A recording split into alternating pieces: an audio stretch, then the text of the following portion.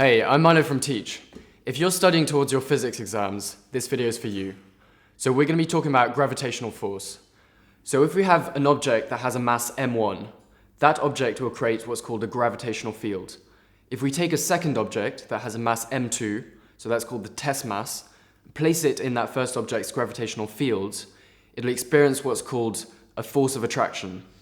So in that field, the second object, m2, will follow a path that's called the field line. So all of this interaction is decided upon by Newton's law of gravitation. So Newton's law of gravitation basically tells us that the force that the first mass exerts on the second mass is going to be determined by those two masses multiplied together times some big gravitational constant g divided by the square of the distance separating those two objects. So this is quite a simple equation, and you're able to study it at quite an early age, but it actually tells us some pretty interesting things about the universe. So it tells us how different massive objects interrelate with each other. So this will be things like stars, planets, and even black holes. So if all of that seems complicated, you can ask a few more questions on Teech.